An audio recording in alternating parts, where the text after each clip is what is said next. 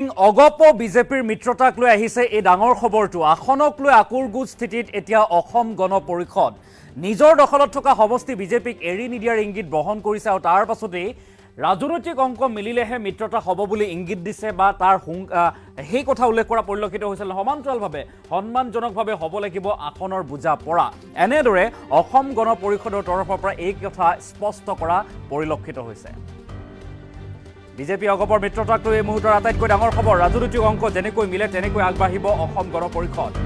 পূৰ্বে নিৰ্বাচিত হোৱা আৰু প্ৰস্তুতি চলোৱা সমষ্টি অগপক লাগিবই বা অগপই বিচাৰিব। আসনক লৈ এতিয়া আকুৰগোজ স্থিতি অসম গণ পৰিষদৰ। আৰু নিজৰ দখলত থকা সমষ্টি বিজেপিক এৰি নিদিয়াৰো ইংগিত গ্ৰহণ কৰিছে। নিজৰ দখলত থকা যিসমূহ সমষ্টি আছে সেইসমূহ সমষ্টি এৰি নিদিয়ে তাৰ ইংগিত দিছে এতিয়া অসম গণ পৰিষদে। 100খন আসনতে প্ৰাৰ্থিত্ব দিব পাৰে বুলি মন্তব্য কৰিছিল মুখ্যমন্ত্ৰী হিমন্ত বিশ্ব শৰ্মাই। যিহেতু অগপই স্বতন্ত্ৰভাৱে দিব পাৰিব প্ৰাৰ্থিত্ব, তাৰ পাছতে প্ৰতিক্ৰিয়া ৰাজনৈতিক অংক যেনেকৈ মিলে তেনেকৈহে আগবাঢ়িব বা আসন বুজা পৰা হ'ব।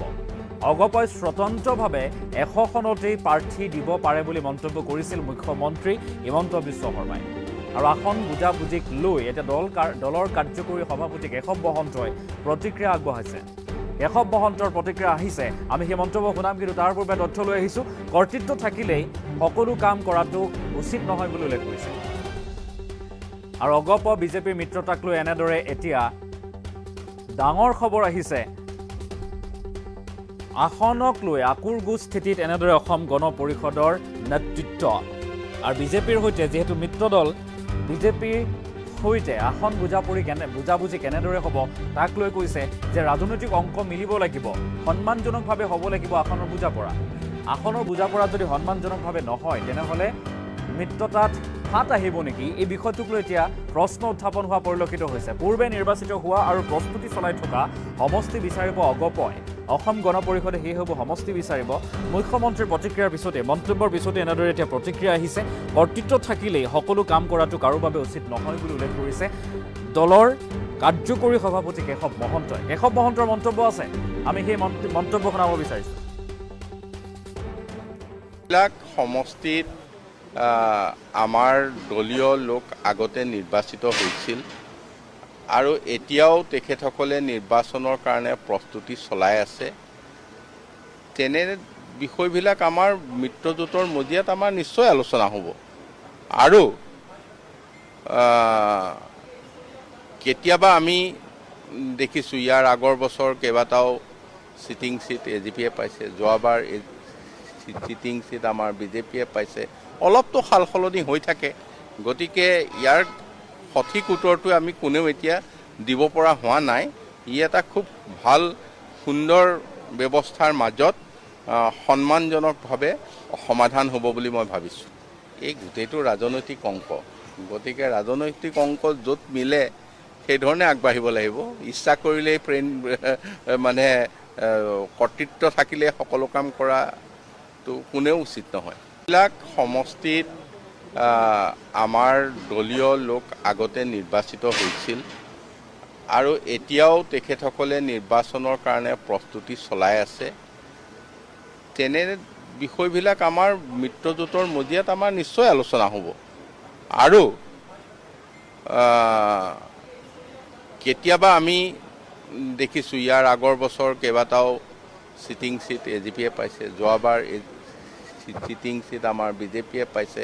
অলপতো সাল সলনি হৈ থাকে, গতিকে ইয়াৰ সঠিক উত্তৰটো আমি কোনেও এতিয়া দিব পৰা হোৱা নাই। ই এটা খুব ভাল সুন্দৰ ব্যৱস্থাৰ মাজত সন্মানজনকভাৱে সমাধান হ'ব বুলি মই ভাবিছোঁ।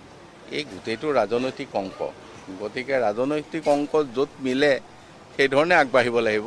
ইচ্ছা কৰিলেই মানে কৰ্তৃত্ব থাকিলে সকলো কাম কৰাটো কোনেও উচিত নহয়। এইবিলাক সমষ্টিত আমাৰ দলীয় লোক আগতে নিৰ্বাচিত হৈছিল আৰু এতিয়াও তেখেতসকলে নিৰ্বাচনৰ কাৰণে প্ৰস্তুতি চলাই আছে। তেনে বিষয়বিলাক আমাৰ মিত্ৰজোঁটৰ মজিয়াত আমাৰ নিশ্চয় আলোচনা হ'ব।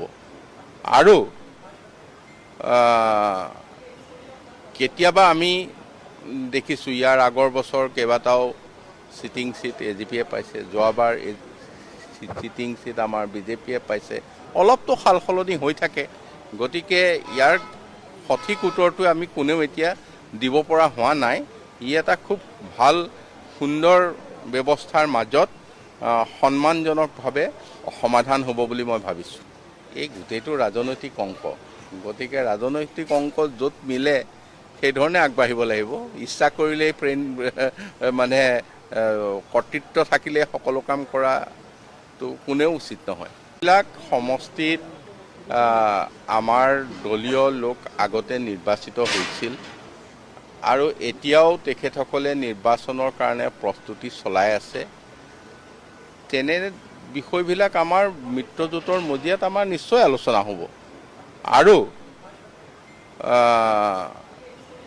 কেতিয়াবা আমি দেখিছোঁ ইয়াৰ আগৰ বছৰ কেইবাটাও চিটিং চিট এজিপিয়ে পাইছে, যোৱাবাৰ চিটিং চিট আমাৰ বিজেপিয়ে পাইছে, অলপতো সাল সলনি হৈ থাকে।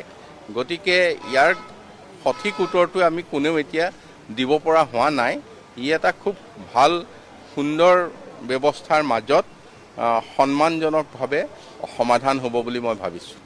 এই গোটেইটো ৰাজনৈতিক অংক, গতিকে ৰাজনৈতিক অংক য'ত মিলে সেইধৰণে আগবাঢ়িব লাগিব। ইচ্ছা কৰিলেই মানে কৰ্তৃত্ব থাকিলে সকলো কাম কৰাটো কোনেও